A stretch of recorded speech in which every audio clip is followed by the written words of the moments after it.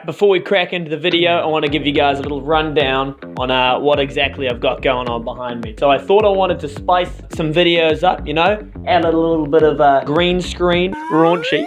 I haven't tested it out yet. In fact, I'm not going to test it out. I'm going to record this video and put up whatever the fuck happens. So if the green screen's all scuffed and choppy, that's the reason why, right? Over here, we've got the Naruto and Sasuke making out. Now, usually I have this on the other side of my door so that I can look at it as I fall asleep, but I thought I'd spin it around. And then finally, we've got our pointing stick, the old...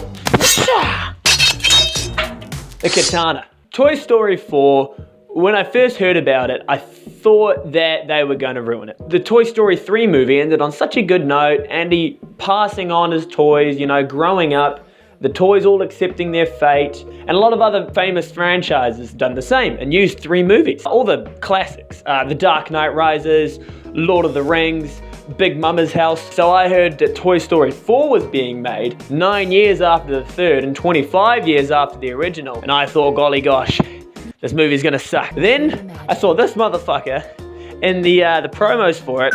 I didn't have high hopes for this movie, but I gotta say, Pixar really, you did what I didn't think could be done. So well done.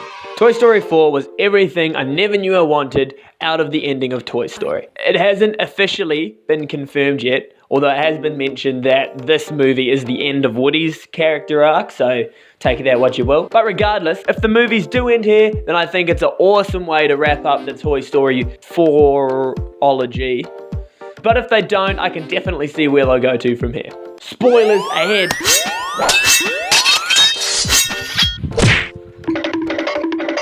The movie begins sometime after the end of the third movie. After being given to Buddy, Woody finds himself being played with less and less, and he finds himself slowly being rejected to the back of the cupboard with the other forgotten toys. However, through some wacky hijinks, Woody and the gang find themselves on the road trip of a lifetime, where with the help of old friends and new, Woody finally learns to let go of his past life. Toy Story 4 was the first movie in a long time that actually made me forget how long I was in the cinema for. Pixar paced the film in such a way that you never really feel like any of the scenes are wasted. Whether or not the purpose is just to have a lighthearted moment, almost every single scene in Toy Story 4 is there for a reason. Up next, the cast.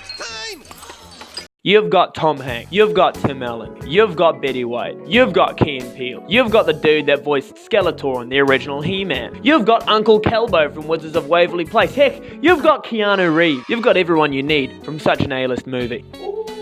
One thing that did take me by surprise in this movie was the main villain, Gabby. There's something I kind of like about the Toy Story villains, in that they're all just really evil sacks of shit. You've got Sid, the teenager. He's just a bit of a cock, really, eh? Emperor Zurg in the second movie, the bald guy who's the toy collector, whose name I'm forgetting. But as far as I can recall, they're all pretty one-dimensional, you know, good guys versus the bad guys. The change of pace of the story in Toy Story 4 wasn't actually that bad. You're made to not like her at the start. As the movie progresses, you realize how sad her character is. Supposed to sympathize with her. I didn't really sympathize with her. I felt kinda like she had it coming. Basically, what I'm trying to say is, I was expecting to see a generic bad guy character, like the other movies. Instead, what we got was a more three-dimensional bad guy, bad girl.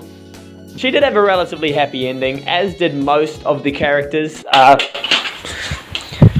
As did most of the characters in the film. I also feel that Gabby's whole plot line went against what I felt was the main message of the movie. Woody needed to learn to let go of the past that he's clung on to for so long and embrace a new way of life. Gabby's whole story was that she was so focused in the past. She spent all her life in an antique store and she was so focused on getting a kid to like her, but she was made faulty. So for 60 years, she only wanted a kid to play with. She finally got the chance to have a kid. The kid deserted her within seconds. At that point, I was expecting her to give up that way of life. And I thought Woody would have been the one to see the parallel and then make the decision for himself that he has to give up his old way of living. It didn't happen like that. Bit disappointed.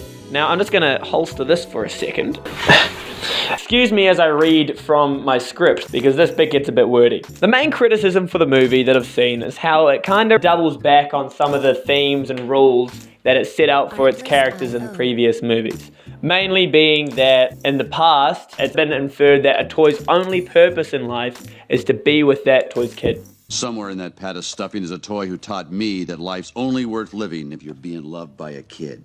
And I traveled all this way to rescue that toy because I believed him. I may be looking too much into this, but I feel like the people that are backing this up aren't really understanding what the main message of Toy Story 4 is supposed to be. Toy Story 4 is all about how as time goes on, things change, people change, and how the world around you will change too. Now, as we saw many times throughout the movie, Bonnie doesn't even acknowledge Woody's presence, which, by the way, is a bit shitty of her, seeing how my man Andy put so much stress at the end of Toy Story 3 into saying, Bonnie, this toy's fucking important.